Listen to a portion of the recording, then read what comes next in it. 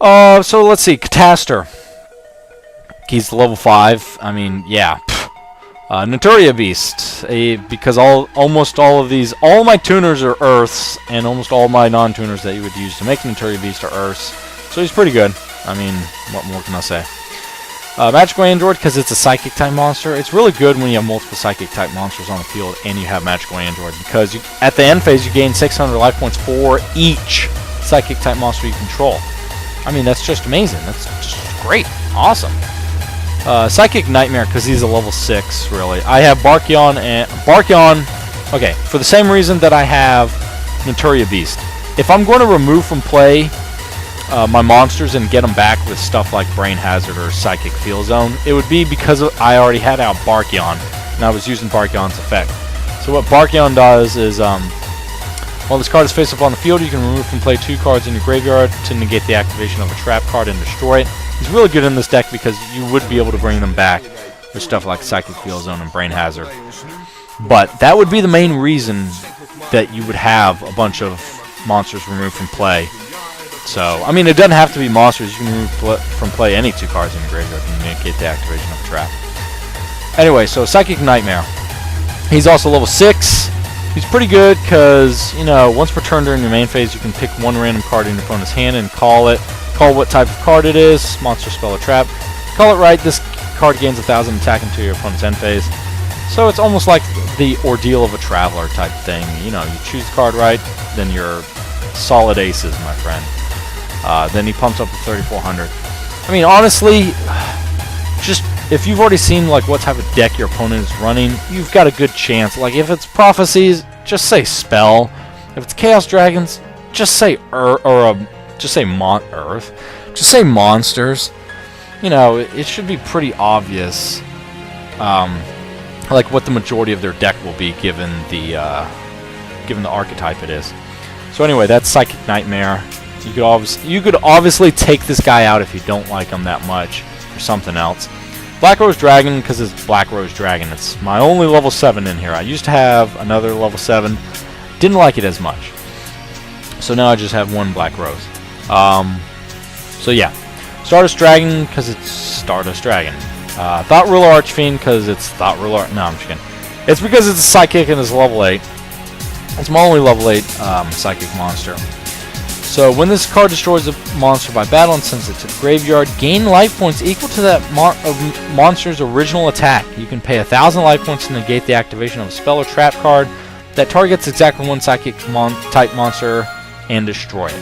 So when he's up on the field and your opponent activates a Compulse, negate it, pay 1,000 life points, negate it. Dimensional Prison, negate it. Hammer Shot, I mean, who the fuck runs Hammer Shot? Let's say Smash and Ground, how about that? Negate it, you know, and then you get to gain life points right back, because say this guy runs over a Stardust Dragon, so you gain 2,500 life points. So it's like you didn't really even pay anything. So yeah, I'll talk about Blackwing Dragon right after I talk about Brain Research Lab. Hyper Psychic Blaster. So there's actually an assault mode of this guy. He's the assault mode. All the assault modes except for Stardust Dragon and maybe you could argue Red Dragon Archfiend. All the assault modes suck. All the versions of them. Hyper Psychic Blaster is pretty good though. This guy inflicts piercing damage. When he attacks a defense position monster, he inflicts piercing damage. And whatever piercing damage you just inflicted, you gain that many life points. So, let me make sure that's what it says. Yeah. So when I attacked a, what was it? It was a Battle Fader, right? So he summoned Battle Fader. Next turn, I attacked that Battle Fader with Hyper Psychic Blaster. Inflicted 3,000 damage. So it's like it was in attack mode. And I just gained 3,000 life points from it. It was beautiful. I loved it. Hyper Psychic Blaster is amazing. So Overmind Archfiend. Oh, by the way, Hyper Psychic Blaster is a level 9, but he only requires one tuner and one or more non-tuner Psychic type monsters. So just keep that in mind. He's a pretty doable level 9. Like Overdrive Teleporter could summon a level 3 tuner and a level 3 non-tuner, and have him and the level 3 tuner go into Hyper Psychic Blaster. But you know, I'm just throwing that out there. Overmind Archfiend. Now, he's a 3,300 attack level 9, and he does actually, he's like most level 9s, like Mistworm or Trishula. He does require 2 or more non-tuner Psychic type monsters. So, once per turn, you can target one Psychic type monster in the graveyard, banish it. When this card is sent from the field to the graveyard, special summon as many monsters as possible that were banished by this effect.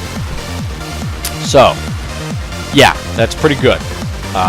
I like him because of that, so you could start... He can stay on the field for a couple turns, maybe.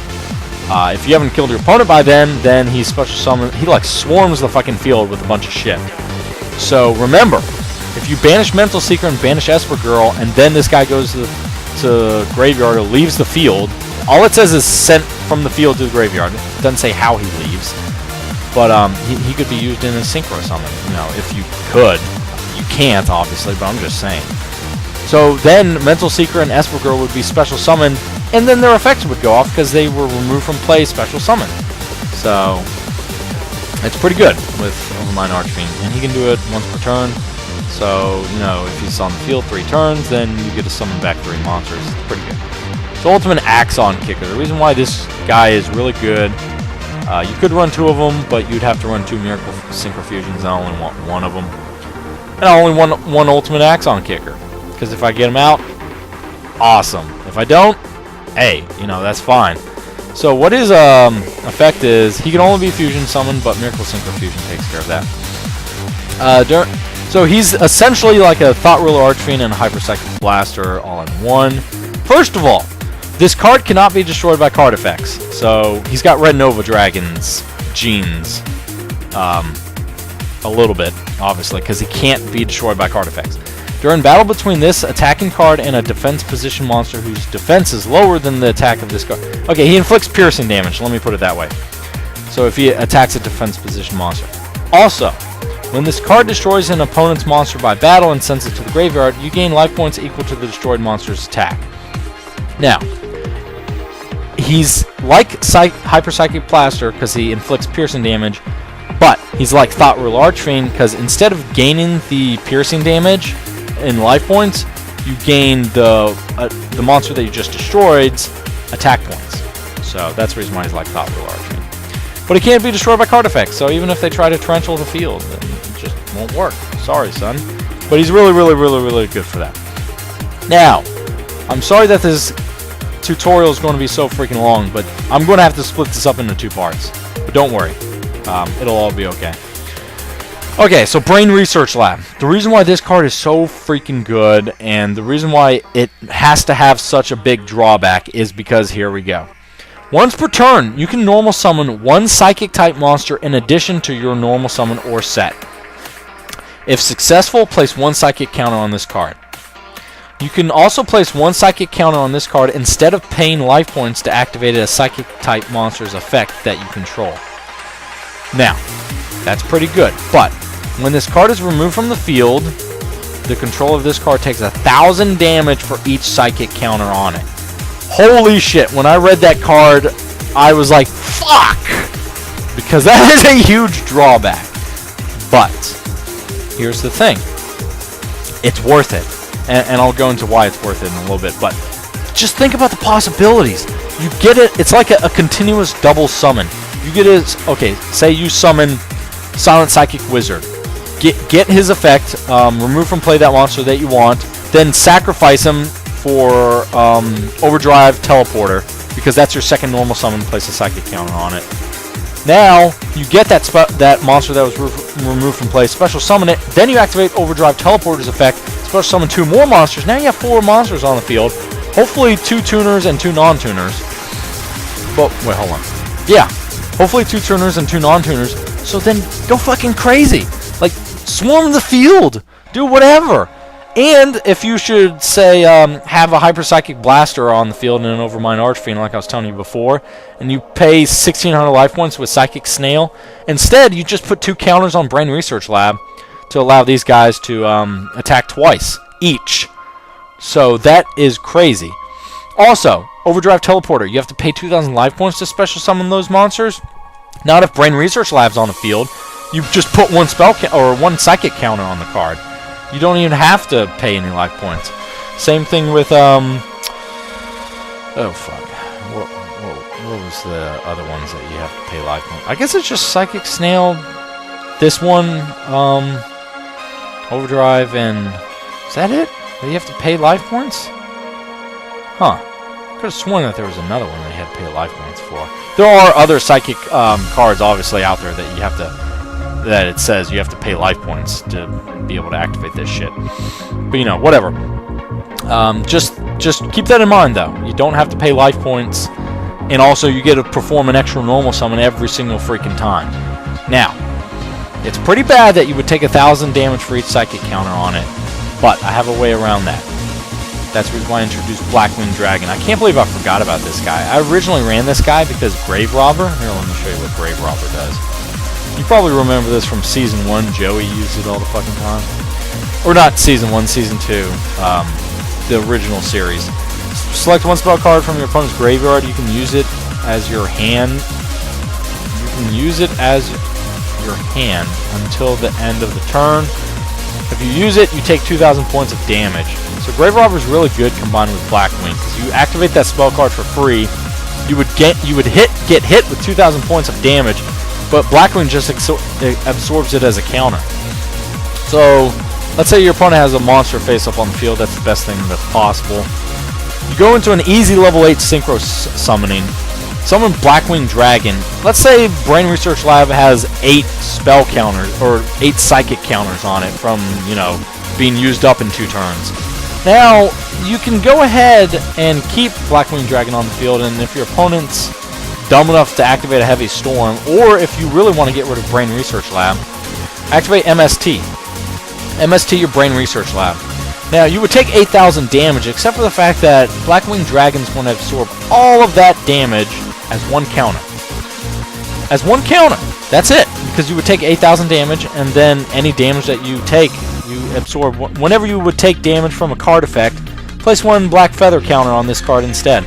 So, he loses 700 attack, but then you can, so let me go on. This card loses 700 attack for each Black Feather counter on it.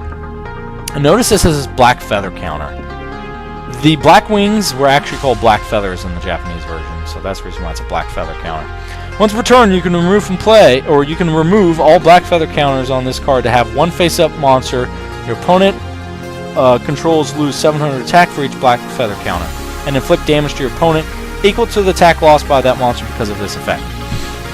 So, select that one monster that your opponent controls, remove from play that one counter that you have on it, inflict 700 damage, plus they lose 700 attack. So they should now be weak enough that Blackwing Dragon can run over it. And you just reaped all of the great benefits of Brain Research Lab without having the nasty drawback of taking all that damage. How amazing is that? And it's not hard to bring out a Blackwing Dragon. I mean, you know, especially with this motherfucker right here, Rise Bell, being able to adjust the levels of your psychic monsters. Or any monster, it doesn't even specify psychic. But I'm just saying, Brain Research Lab is so good. I don't run 3 Terraforming just because, unlike Dragon Ravine, which you can ditch your useless shit, you can't with Brain Research Lab. But it's still good to be able to get that shit to your hand ASAP. Oh my gosh, Brain Research Lab is so cool. And oh my gosh, it's so cool that Brain Hazard is what happened after that shit went awry. But yeah, anyway. So that's the Psychic deck, and let me go into... this is going to be a long video. Obviously, I'm going to have to cut it into 2 pieces. Like a cake! Let me go into the replays. So here we go. Here we go. Here we go! Let me start... Ew, which one came first? This was 622. Okay, this one came first. Okay, I was testing it out against Jarvis to see what I could do, and apparently this is what I can do. So, first things first, you have a Terraforming, right? So you could immediately go for a Brain Research Lab. So you've got a Psychic Snail. He's not... I would probably set Serene Psychic Witch first and see what happens, because chances are he could always top deck a Heavy Storm, and that's bad. So yeah. He didn't attack like I wanted him to, but it's okay.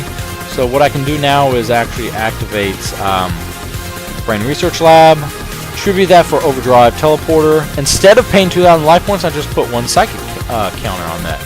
So isn't that pretty damn sweet? Then I can still perform an extra normal summoning if I wanted to, but first I go into a Yeah, okay, that's what I thought. A Hyper Psychic Blaster. Now I perform an extra normal summon. See how easy it is to bring out a Blackwing Dragon if you wanted to? Now, of course, I don't go into Blackwing Dragon, because if I go into a Stardust, I can protect him from activating a Heavy Storm that would destroy my Brain Research Lab. But also, keep in mind, so also, he inflicted piercing damage, plus I gained his, plus I gained whatever piercing damage I inflicted. It turns out that his attack and the piercing damage are both 800, so don't get confused by that. But anyway, so remember, Brain Research Lab, if it's removed from play, whether it's destroyed, whether it's returned back to your deck, or returned back to your hand, those are all considered leaving the field. So if you activated a card that negated its effect, like a skill drain for spell cards, then it would lose all the counters that are currently on it. Or, since that card doesn't exist, I can't find a card that does that. Instead, I have Blackwing Dragon, which will absorb all the damage for me. No negates. So, yeah. And remember, this guy still inflicts piercing damage and shit, bitch. So, you know, shit's about to happen. Anyway, so yeah, look at that. So I could summon him. I mean, you know, I would probably summon this guy first. Do Emergency Teleport, and I've also got Miracle Synchro Fusion, so I could actually summon Ultimate Axon Kicker right now if I wanted to. But I'm just, you know, I'm just putting that out there for what you could do. So go into a Leviair. Oh, okay, see, this is the part that tripped me up. I forgot that Leviair's effect said level 4. So I went into Ultimate Axon Kicker. I thought that I was going to special summon Hyper Psychic Blaster, but then I'm like, what? Level 4 or lower. That's the reason why I'm thinking about taking out Leviair. But yeah, see, I chose his Dark Hole because of Mental Seeker, because he was removed from play, and then I special summoned him back. So get rid of Dark Hole, and then I perform my extra normal summoning because of that. So that's the reason why it has 3 psychic counters on it now. And I could go into a level 7, but here's what you could do actually first. Pay 800 life points, or actually I would just put a psychic counter on this. Make Ultimate Axon Kicker able to attack twice. Then, because Psychic Snail would lose his ability to attack, then go into a level 7 if you wanted to. So I'm just saying that. But this is back when I ran Psychic Life Transfer. So here's what her effect is. Once per turn, you can remove from play 1 Psychic type monster from the graveyard to gain 1200 life points. I don't really like her that much. If she's a level 7, 2400, and that's her only effect, her attack should be higher. You know, whatever. So now I gain the attack points of Gene Warped Warwolves. So I should gain, yep, 2000. And then attack, and that's game. You know, that's the power of Brain Research Lab. It just like, if you get Brain Research Lab on, at least by your second turn, it's going to be the changing point of the game. It's so freaking good. I've got 2 more for you guys, and then I'm going to let you go. I'm going to let you go. Oh my. Anyway. I don't know why that was funny. Actually, it wasn't, but whatever. Okay, so here we go. It's an okay hand. It's pretty good that you start off with a Psychic Witch. I would probably set that first, and once she's destroyed, you gain her effect, so then shit starts happening. It's really good. I really like it anyway. So yeah, he attacks. I could have obviously negated the tech if I wanted to, but I wanted him to destroy that, so I go after my tuner, Esper Girl, because as soon as Esper Girl hits the field, you'll see what her effect is. So, standby phase, please. There we go, thank you. Now, remove from play the top card of your deck, right? And then once she leaves the field, you get that remove from play card, which is actually, it's an emergency teleport. Cool. Now, of course, I know that only because it's, you know, the replay. I wouldn't know that in real life or in the game. So it's not like I'm cheating or anything. So she just left the field because I just tributed her. Guess what? Guess what? Oh, it came to my hand! I don't know why I'm so excited. So anyway, I can go into Barkion, emergency teleport. Oh, this is back when I was running Creepins. Ignore this, obviously. Go into a Thought Ruler Archfiend. So here's why Thought Ruler Archfiend is so good. Watch, I'm going to attack this motherfucker, right? And I will gain 2,000 life points because I'll gain the attack of the destroyed monster. What's that, Deep Prison? Huh, since it targets a Psychic type monster, I think I'll pay 1,000 life points and not have that shit happen. And then I gain 2,000 life points from destroying your monster. So it all works out in the end.